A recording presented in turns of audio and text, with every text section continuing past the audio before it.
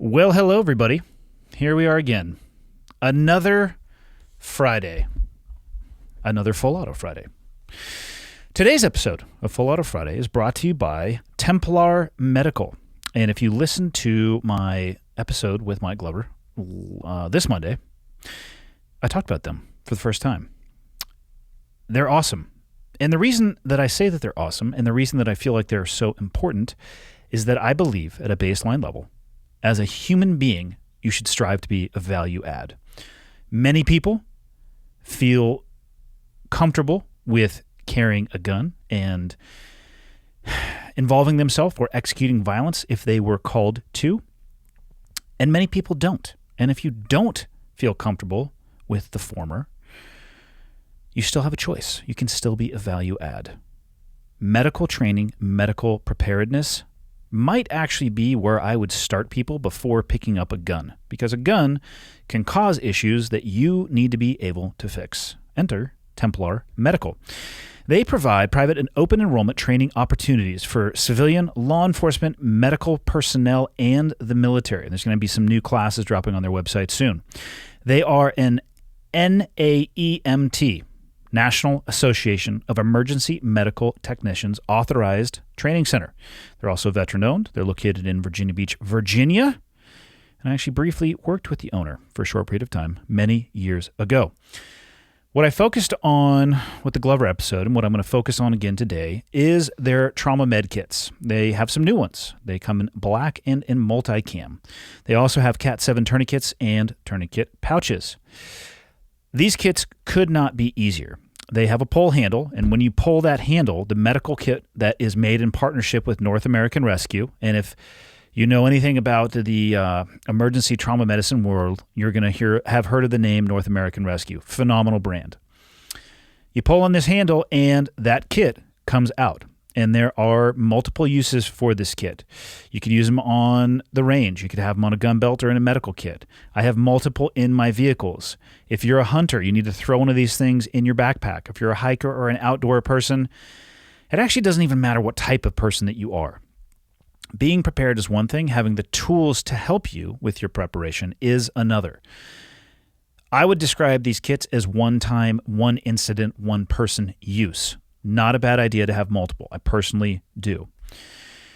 Be an asset to yourself and your family and your community and your country and your loved ones, okay? If you want some more information, go to templarmedicaltraining.com. TEMPLAR medicaltraining.com. And I'll put that in the show notes. And that's actually it on the old business side of the house. So let's get into this Full Auto Friday. I think we're at round 21. Okay, got the red smoke. Gun run, north and south, west of the smoke, west of the smoke. Okay, copy, west of the smoke. I'm looking at danger close now. Come on with it, baby, give it to me, I need it. You're cleared hot. Copy, cleared hot. All right, here we go. I have 3 questions for today, relatively different genres, and I'll do my best to keep it short, clean, and concise. And if you've listened to the podcast, you likely know how that's going to go. So I shall dive in. First, thank you very much for the content you share to us. I may not be your typical audience, but there are so many life lessons in each of the stories and of your guests that is always a delight to listen to. Well, thank you for listening. I would love to have your take on 2 questions. The first one is titled, Keeping or Staying Involved? My husband and I have lived in a few remote places in countries that would not necessarily qualify as Club Med holiday destinations: Nigeria, Sierra Leone, Cameroon, and Indonesia. Having seen the lowest of human behavior, basically survival, and witnessed the greed and opportunistic behavior of the class in power that are here just to take the most for themselves and do not really think about the people, it is hard to keep myself interested and involved into political decisions of my country or the world, as I am slowly losing faith of the global change, but would rather focus on the little things on which you have an impact on.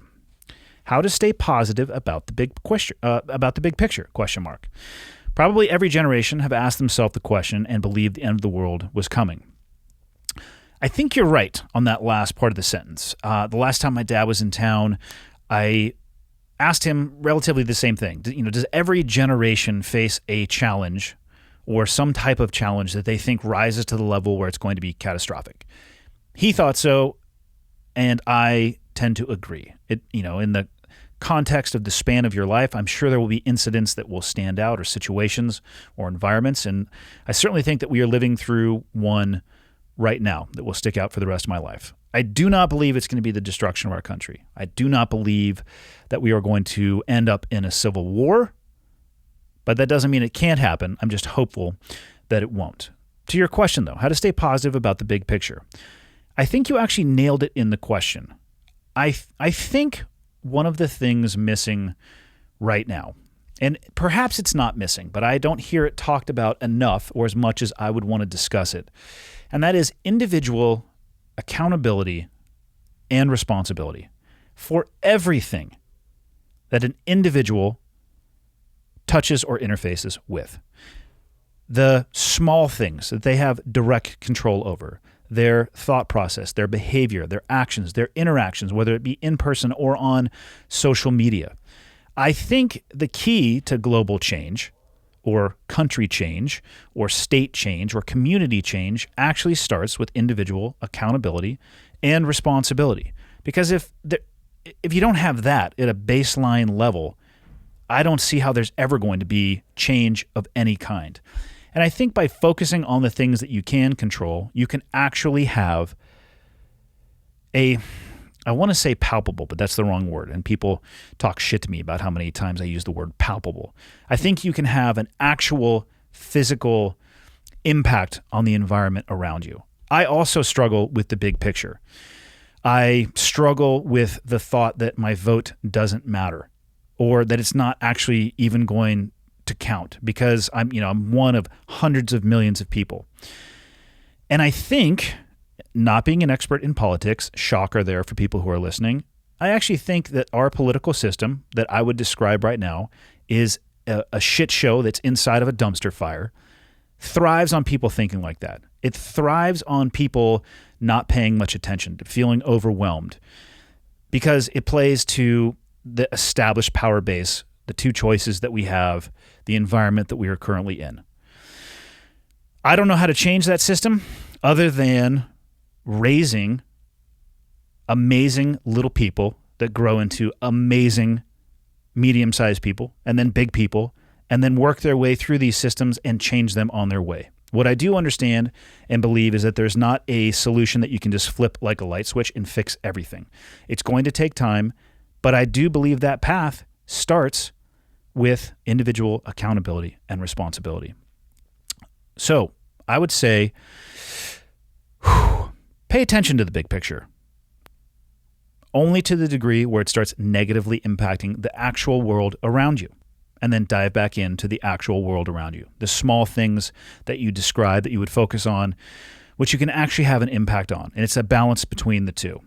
I know plenty of people who are apt to scream at the TV because they're focusing on the big picture and they're ignoring everything in the world around them. They're not a value add at all. So start by being a value add where your feet hit the ground, and then hopefully that will set the example for the people next to you, and the community will grow, and the states will grow, and the country will grow, and we will get ourselves reoriented. We'll grab a hold of the steering wheel and push it back in the right direction. But that's just my opinion. The second part of your question is on a topic that I personally struggle with, and that is forgiveness. You write, this question has been trotting in my head for a while since the podcast with Angel Cortez. I grew up in not the best family environment. My parents are not bad people, but didn't really provide a loving, safe environment for their kids.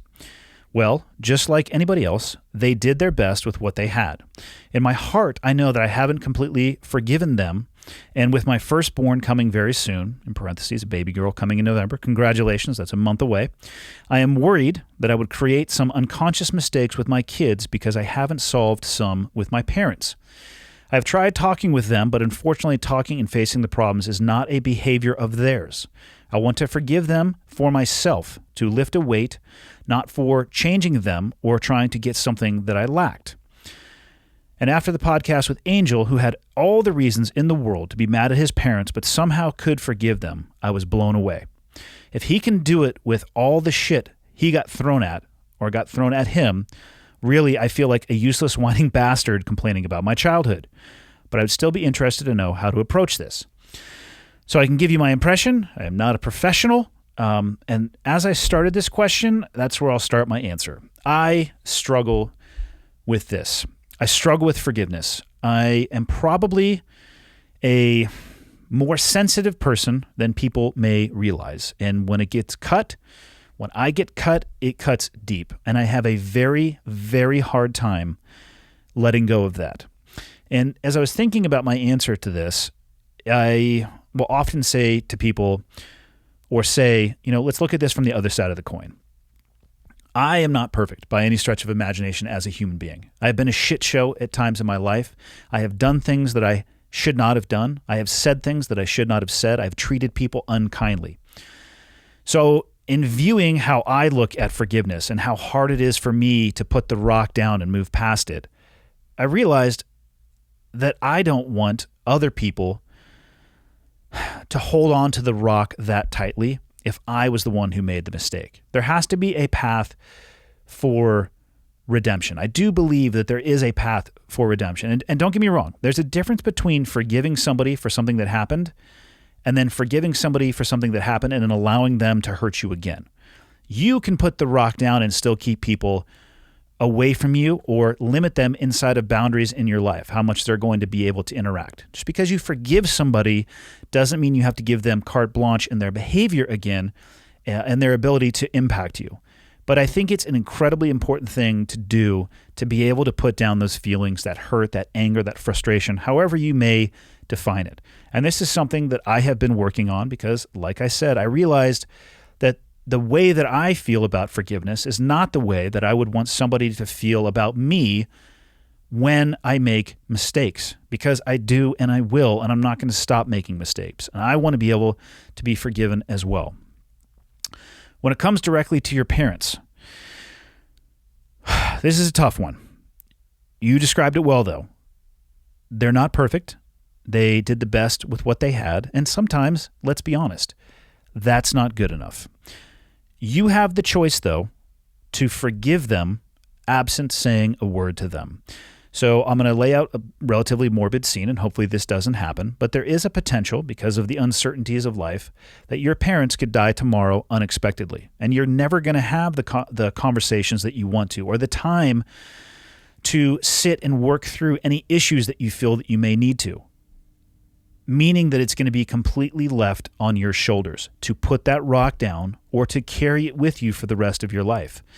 I personally have carried things far too long for reasons that are so wildly insignificant, because I'm an idiot and I don't want to see people repeat that. So what I would say is the step that you need to take, or the one that could be the most valuable for you, would be the decision to forgive your parents for whatever it is that you feel that they fell short, whether it is your upbringing or the course of your life. Forgive them and move forward. And again, that doesn't mean forgive them and allow them to come into a place where they could hurt you again, unless you want to. There is a protection mechanism. But in that act of putting it down, and I can say this in my own personal experience, sometimes it feels like a weight lifting off of your shoulders. And it's an amazing thing. Anger weighs a lot. Hate weighs a lot. Frustration weighs a lot. If you can put it down and move forward. And don't rely on a conversation with somebody else before that happens. You have the power to do it. You just need to recognize that and then take that step if you want to. That would be the advice that I would give you. Question number 2. Oh, and by the way, both of these next ones are relatively long, so pardon the length of the question. You say, we're going to go first name only, Philip. I would classify myself, like you, as an average guy among my peers, and usually I'm just the bumbling idiot in the group. I know exactly how that feels. I recently listened to your podcast with Suresh Madhavan and really enjoyed the conversation you two had. I've been a police officer for almost 5 years and serve in the United States of Alabama. I'm going to guess National Guard. You didn't finish the sentence. You fucked me there, okay? I'm mixed, black and white, 29 years old, adopted and grew up in an all-white family. Growing up in an all-white family and being the only brown guy in my family, I have experienced some bigotry in my limited time on this planet. With that being said, it never made me want to burn my country to the ground. I also work for a predominantly white department of 85 officers. I have never felt to be at any disadvantage at my department based on ethnicity. Any hurdles I have faced have mainly been because of my own arrogance. I see a lot of people condemning the police, but I have found that most of the officers I work with are solid, and I would classify myself as average among them. Our state now requires officers to have a college degree, which is great, but I don't necessarily think it makes a cop any better. Having a bachelor's degree myself from Troy University has been great personally, but didn't really help me on the job. That actually stands to reason or makes sense. I'm starting to look into joining the SBG gym here in Birmingham, Alabama. So stop thinking about that and join it. You will thank me. They have amazing coaches there because I see the importance of being able to control someone on the ground until backup can arrive. I learned this lesson the hard way within my rookie year, which resulted in being in my first officer-involved shooting. I know what I did that night was right, but wonder often if I had been trained better in defensive tactics, if the encounter would have gone differently, which would have resulted in the suspect leaving in handcuffs instead of a body bag. I look at this moment as a huge failure for me in my LEO career because it's not what I ever wanted to have to do. And I'm going to stop right here before the rest of the question and say every officer that I have spoken to and spent time with has expressed to me some version of exactly what you just said. These are not men and women who are patrolling the streets and looking for a reason to kill somebody. The less than 10%, and I would say probably less than 5% of police officers in the execution of a 20-year career are going to use their service weapon in the line of duty. That doesn't mean pull it out.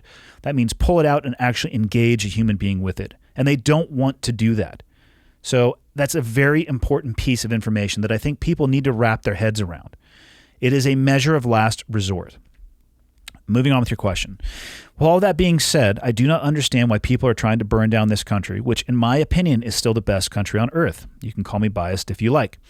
I also believe all lives matter until they don't. So my question is, what would you as a citizen like to see from us in law enforcement? Do you think the media has pushed out a false narrative about racist cops? How do you think the election will impact our country? Let's go backwards with this. I do not know how the election is going to impact our country. I do feel like right now we are very divided and we are very partisan, and a lot of people, not everybody, but a lot of people have little to no tolerance for absorbing anything other than directly what they already believe. And I think that's a dangerous place to be. I think regardless of the outcome, there will be a portion of the country that is going to be wildly upset, and I think there will be protests and riots regardless of who wins. And I don't know to the degree if one wins, there will be more than the other. I don't know, but I am concerned for the time period. I'm not concerned. I'm hopeful. I'm cautiously optimistic that it will be a smooth election. But I do worry about the days, weeks, and months afterwards. Do I think that the media has pushed out a false narrative about racist cops? Partially, yes. I think the media is incredibly culpable in driving the firestorm that a minority of people in this country are rabidly attaching themselves to. They are reporting, and what is leading the news are statistically anomalous events. I do believe that there are racist cops, but the police community, the law enforcement community, is comprised of individuals. There are racist SEALs. There are racist doctors, donut makers, mailmen, fill in the blank. Racism absolutely still exists. But because an individual wears a particular uniform and may be a racist or express racist actions, that doesn't mean that the entire community is defined by that. And what should happen to people who are racist and police officers or racist in positions of power is that they should be immediately removed from that position and dipped into a deep fat fryer. Now, that last part, I'm 31% joking, and whatever percentage is left over, serious, because I can't understand or tolerate that type of bigotry or decision-making just based off the color of your skin. It doesn't make any sense to me. I'm not going to tolerate it in my presence, and it absolutely has to be addressed. And I think it is being addressed. I do not believe that the police in the United States of America are systematically racist. I don't believe the laws are systematically racist. But when it's constantly being thrown in front of your face, and that's the only thing that you see, and they're portraying these incidents in a manner that doesn't allow for the investigation or a trial by the jury of your peers to occur, we're setting ourselves up for failure. Because by the time the ashes settle and the real information comes out, nobody takes the time or the effort or the energy to explain, hey, this is actually what happened. We know what we first reported and everybody had an incredible emotional reaction because of it, but oops, here's actually what happened. So yeah, let's go back and rebuild the city. It doesn't work like that. And then your first question. What would I like to see as a citizen from you and law enforcement? What I'd like to see from the law enforcement community right now is just stay the course. I know that your community is the best term for what is happening to your community right now is you are being shit on. And it sucks because your community does not deserve it. There has to be an organization or a community of people that enforce the laws of this country. And if you think that the world or our country is going to be some utopia without those individuals, do a little bit of research, even into current events in the Portland, Seattle area of what happens when law enforcement is removed, law and order is removed. They are essential cogs in the wheel of our society, and you're getting shit on. And all I can say, what I would like to see is transparency, which I believe is already happening, and for you to stay the course. Don't give up and think that there isn't a massive amount of support from the American public for what you do, because there is. And I don't know if I was listening to, I think it was a podcast. It was a podcast with Joe, and the man he was interviewing or discussing with was talking about, one of the best ways to have change is if the silent majority stops being silent. And I hope, and what I would like to see from the citizens is the silent majority of people who support law enforcement to be more open with that and be more supportive of that and call for time and space to allow for investigations, to allow for the transparency, to allow for the actual facts to come out before people emotionally lose their mind and try to burn shit to the fucking ground, which cannot just be reversed and undone. I also agree with you. I believe that all lives matter until they don't. Nobody is my enemy, and I don't care about the color of your skin, your beliefs, your ethnicity, your upbringing, your sex, gender, however you want to describe it. I don't care about any of those things. Your life matters until you do something with the intent of taking my life or destroying this country. And then in my opinion, and that is only what it is, my opinion, that life no longer matters. And if you threaten me with those actions, I'm going to take action against you. Last question. I don't even know how long I've been going, but I bet it's longer than 5 minutes per answer. Andy, I don't consider myself to have accomplished anywhere near what you have, what you and many of your guests have, but I've done some things and have built a reputation that I should be quite proud of. I served in the Marine Corps, post 9/11, multiple deployments, and currently serve in law enforcement. I'm a SWAT team leader, and everyone seems to think I'm a pretty good cop. I compete in BJJ, Brazilian Jiu-Jitsu, and MMA, mixed martial arts, and powerlifting, and quite successfully. I know that I have the admiration of those around me. My problem is that I'm never satisfied, to the extent of disappointment in myself for not being/doing more. I find myself regretting not putting in for recon, which would be the special operations component of the Marine Corps, or not going to a larger department for a more active tactical unit. My strength and conditioning is far above my peers, but as soon as I find myself out of gas in the cage or on the mat, I'm mentally crushed. When people ask about my military service, current position in law enforcement, or anything fight-related, I'm embarrassed and hesitant to answer because I'm not impressed with the answer myself. In your experience, have you seen this as a common trend with operators, fighters, etc.? In your opinion, is it OCD or perfectionism, or something more problematic like post-traumatic stress disorder or neurosis? In some ways, it motivates me to go out and get after it, but I think it's getting to the point where it's damaging to my mental health. It's certainly causing me relationship problems. You're probably going to say this is an issue to put in front of a counselor of some sort, and you're 100% right, but I don't feel like I can be honest with a stranger about this shit. In fact, the only reason I'm asking you, besides having a great respect for you and your opinion, is I can do it fairly anonymously hidden behind a laptop. How fucked up am I, Andy? And I'm not even going to put a name on here because you asked for anonymity. How fucked up are you? I don't know. I'm not a professional. What I will say is I recognize a lot of myself and a lot of the people that I used to work with in what you wrote. I don't know how many times I have heard the saying, you're only as good as your last target. You're only as good as your last day on the range. You're only as good as your last shot. You're only as good as fill in the blank. And just like you mentioned, it's a great way to be motivated, to have this desire to constantly hone the blade, pass after pass after pass over a stone, to try to consistently move the needle in the right direction. But if you never have some point of arrival or some end state where you are at least happy with where you are, I'm not saying you should stop that journey, but where you can at least stop for a second, take a deep breath, and smell the metaphorical roses, I think it will lead you to a life of unhappiness. And you said it's already causing you relationship problems. Potentially, you're already a few steps down that path. I feel like you've identified the issue here. And what I'll say is on talking to a counselor, and you said, I don't think I can be honest with a stranger. You're being honest with a stranger right now. I don't know you. And although you asked this through the anonymity of an email, that's actually the benefit of sitting down with somebody that you don't know. Imagine trying to have this conversation with somebody that you deeply respected. You're a subordinate or a superior officer to you. You want to talk about difficult? That's what's going to be difficult.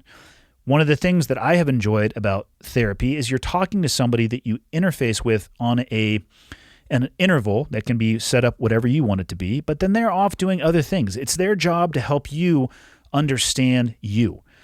They don't do any work. You do all of the work, and they're to a degree a stranger. And it has allowed me to talk about things that I would be uncomfortable, at least initially, talking to people that I have a closer relationship with. So I'm not telling you to do that, but perhaps that explanation of the process and what it's done for me will be helpful for you. I don't think it's neurosis. I don't think it's post-traumatic stress disorder. I don't think it's perfectionism. I don't think it's OCD. I think it's a common system of high-achieving communities and environments. And I also think it will lead to burnout at some point. And that might be personally or professionally or the combination of the two. I am my harshest critic. Hands down. The things that I say to myself, I would never say, the people who know me well might actually already be yelling at the device that they're listening to this through, because they would say, you say some fucked up stuff. And I do, but sarcasm is my primary weapon system, and I don't actually mean most of the things that I say.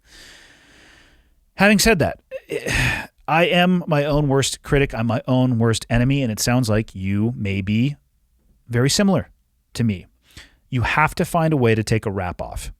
And it sounds like in this, you did a little bit of comparativeness to your peers, which is totally normal. I would say make sure that's not your main metric for success. I would use a comparison of your former self. Put yourself on a trajectory of health and happiness versus how much time you can spend in the cage or on the mat. The shot timer on the range, the clock on the wall in the jiu-jitsu studio or in the ring. Don't have that be your metric for success. I would highly recommend you find something for you, personal to you. It can be a metric for success, health, and happiness. And I don't know how to find that for you because it's going to be individual to you. It could be based in relationships. I guess it could be based in an occupational achievement, but the issue with that being, if you're like me, you'll start looking for another one and another one and another one, and you're on a hamster wheel to being unsatisfied. So I spent a little bit of time trying to find things that I was passionate about, find things that at the end of it, I felt refreshed instead of drained, and found things that instead of measuring myself against other people, I was just measuring myself against myself. And actually, jiu-jitsu would be a great example of something that I found later in life. I've only been at it for 2 years now, that has great success, because I lose success in how it makes me feel. I lose all the time. So I have that mental struggle, but at the end of it, I'm mentally and physically exhausted, and I can feel that I'm understanding it more, that I'm doing better, that I'm getting better, and that provides me that health and happiness, physically and mentally. And hopefully that helps. And thank you for what you do. Thanks for your service in the military, and thanks for what you do now, toeing the line as a law enforcement officer. And that's all I got for this Full Auto Friday, that I feel like I'm going to go look at it right now is about 45 minutes long. So I apologize for the length. See you guys on Monday.